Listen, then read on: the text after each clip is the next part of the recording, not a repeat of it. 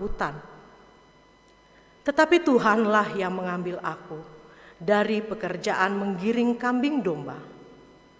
Tuhan berfirman kepadaku, "Pergilah, bernubuatlah terhadap umatku Israel." Demikianlah sabda Tuhan. Syukur kepada Allah.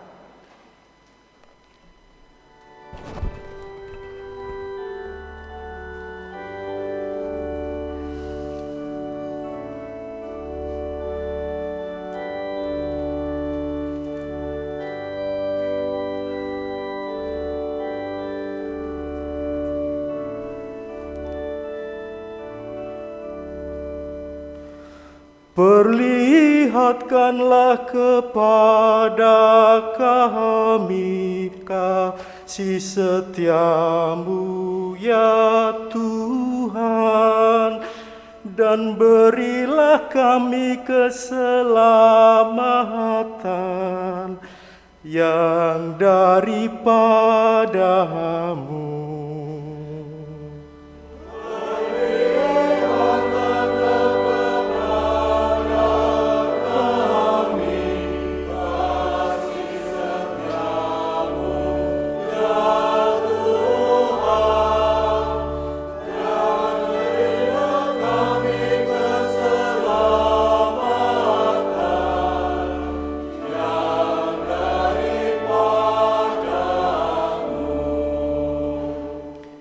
Aku ingin mendengarkan apa yang hendak difirmankan Tuhan. Bukankah Ia hendak berbicara tentang damai? Sungguh, keselamatan dari Tuhan dekat pada orang-orang takwa, dan kemuliaannya diam di negeri kita. Perlihatkanlah kepada kami kasih setiamu ya Tuhan, dan berilah kami keselamatan yang daripadamu. Kasih dan kesetiaan akan bertemu, keadilan dan damai sejahtera akan berpelukan. Kesetiaan akan tumbuh dari bumi, dan keadilan akan merunduk dari langit.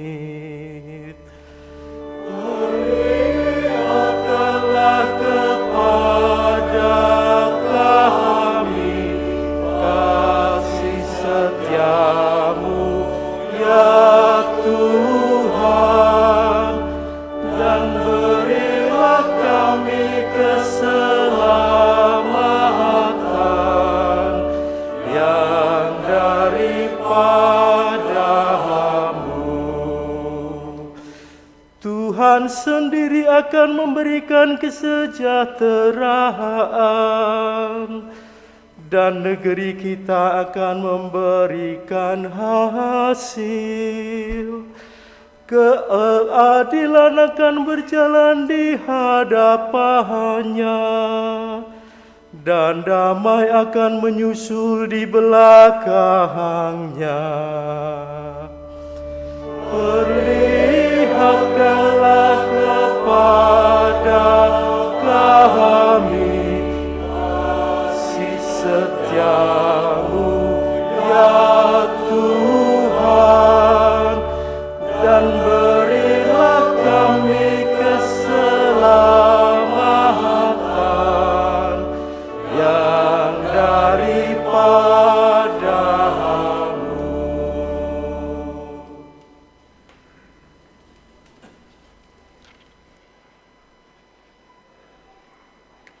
Bacaan dari surat Rasul Paulus kepada jemaat di Efesus. Terpujilah Allah dan Bapa Tuhan kita Yesus Kristus, yang dalam Kristus telah mengaruniakan kepada kita segala berkat rohani di surga. Sebab di dalam Dia Allah telah memilih kita sebelum dunia dijadikan, supaya kita kudus dan tak bercela di hadapan-Nya. Dengan kasih, Allah telah menentukan kita menjadi anak-Nya oleh perantaraan Yesus Kristus sesuai dengan kerelaan kehendak-Nya, supaya terpujilah kasih karunia-Nya yang mulia yang dianugerahkannya kepada kita dalam Dia yang dikasihani-Nya. Sebab dalam Kristus dan oleh darah-Nya kita beroleh penebusan, yaitu pengampunan dosa menurut kekayaan kasih karunia-Nya yang Ia limpahkan kepada kita dalam segala hikmat dan pengertian. Sebab Allah telah menyatakan rahasia kehendak-Nya kepada kita sesuai dengan rencana kerelaan-Nya, yaitu rencana kerelaan yang dari semula telah ditetapkannya di dalam Kristus sebagai persiapan kegenapan waktu untuk mempersatukan segala sesuatu, baik yang ada di surga maupun yang di bumi, dalam Kristus sebagai kepala. Aku katakan di dalam Kristus, karena di dalam Dialah kami mendapat bagian yang dijanjikan Allah, yakni kami yang dari semula ditentukan untuk menerima bagian itu sesuai dengan maksud Allah, yang dalam segala sesuatu bekerja menurut keputusan-keputusan kehendak-Nya.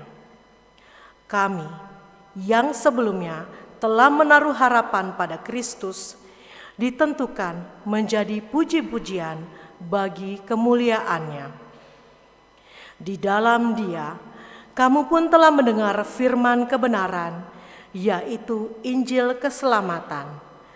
Dan setelah percaya akan Injil itu, kamu pun dimateraikan dengan Roh Kudus yang dijanjikannya itu.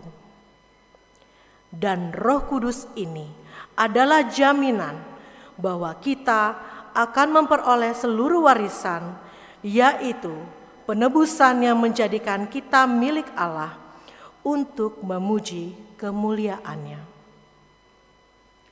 Demikianlah sabda Tuhan. Syukur kepada Allah.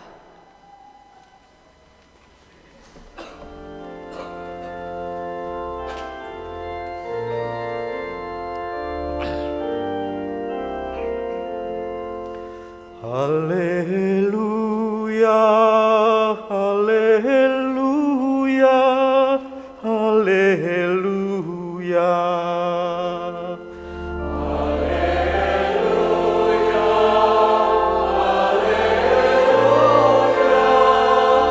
Haleluya.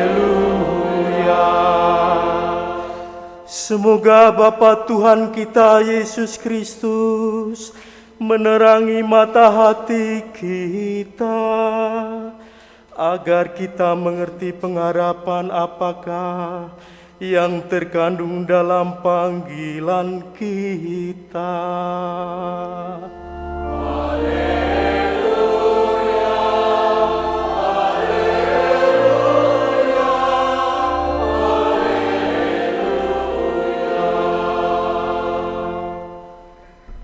Tuhan bersamamu. Dan bersama rohmu. Inilah Injil suci menurut Markus. Dimuliakanlah Tuhan. Sekali peristiwa, Yesus memanggil ke-12 murid dan mulai mengutus mereka berdua-dua. Ia memberi mereka kuasa atas roh-roh jahat dan berpesan kepada mereka agar jangan membawa apa-apa dalam perjalanan kecuali tongkat saja. Roti pun tidak boleh dibawa, demikian pula kantong perbekalan dan uang dalam ikat pinggang. Mereka boleh memakai alas kaki, tapi tidak boleh memakai 2 jubah.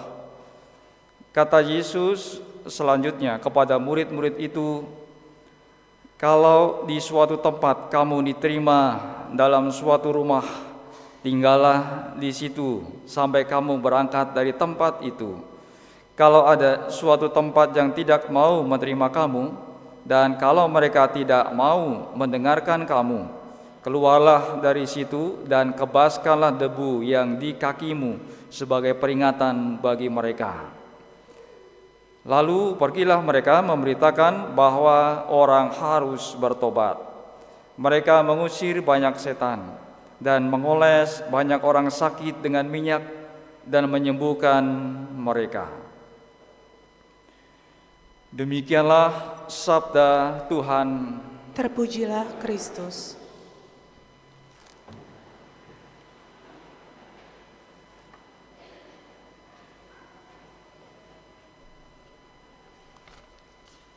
Saudara-saudari, anak-anak terkasih, Gereja Katolik memiliki sakramen pengurapan orang sakit, salah satu dari ketujuh sakramen dalam Gereja Katolik adalah sakramen pengurapan orang sakit. Mungkin ada di antara Anda ataupun keluarga yang pernah menerima sakramen pengurapan sakit dan masih sehat hingga saat ini. Artinya bahwasanya sakramen ini bukan sakramen yang terakhir, ya. Jangan kemudian keliru berpandangan ketika menerima sakramen pengurapan orang sakit lalu kemudian akan menghadap Tuhan, meninggal. Tidak seperti itu. Sesungguhnya ada berbagai makna yang dapat kita pahami melalui sakramen ini. Tidak sekedar supaya orang kemudian dihantar menghadap Tuhan, tetapi lebih daripada itu maknanya. Nah, saudara-saudari terkasih, sebenarnya mana dasar dari sakramen pengurapan orang sakit ini kalau kita mau melihat dari kitab suci? Salah satu yang dapat kita lihat dari kitab suci dasarnya adalah surat dari Yakobus. Di sana kurang lebih disebutkan ketika ada yang sakit, baiklah memanggil para pemuka umat supaya mengolesinya dengan minyak. Dan di situ ada arah supaya mendoakan yang sakit. Nah, harapannya yang sakit dikuatkan dan disembuhkan Tuhan. Nah, saudara-saudari, dalam bacaan hari ini kita mendengar di bagian akhir Injil Markus dikatakan demikian. Pergilah mereka memberitakan bahwa orang harus bertobat dan mengolesi banyak orang sakit dan menyembuhkan mereka. Di sini ada kata-kata mengolesi banyak orang sakit itu dengan minyak dan menyembuhkan yang sakit. Meskipun kitab ini, sabda ini tidak secara langsung menunjukkan sakramen pengurapan orang sakit, tetapi paling tidak ada gambaran bahwasanya dengan sakramen pengurapan sakit itu juga ada pengolesan dengan minyak suci. Nah, saudara-saudari, melalui sabda tadi dapat kita maknai juga bahwa pemberitaan kerajaan Allah itu dikaitkan dengan penyembuhan. Kisah Injil Markus yang kita dengar yaitu para murid menyembuhkan dengan menggunakan minyak. Dalam keyakinan religius kuno, minyak dipandang sebagai sarana atau obat untuk membebaskan dan mengobati luka atau penyakit. Mungkin saat ini juga minyak masih dipakai untuk menyembuhkan beberapa penyakit.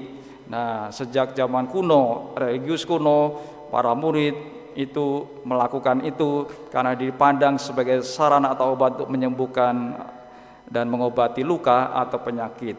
Nah, praktek pengurapan orang sakit dengan minyak dalam sakramen pengurapan orang sakit punya sangkut paut dengan kebiasaan para murid Kristus yang memakai minyak untuk penyembuhan orang sakit.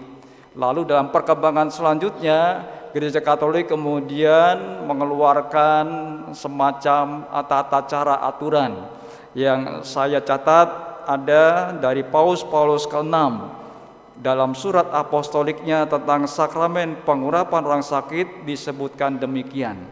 Pengurapan minyak dilakukan di dahi dan kedua tangan. Pelayannya adalah imam.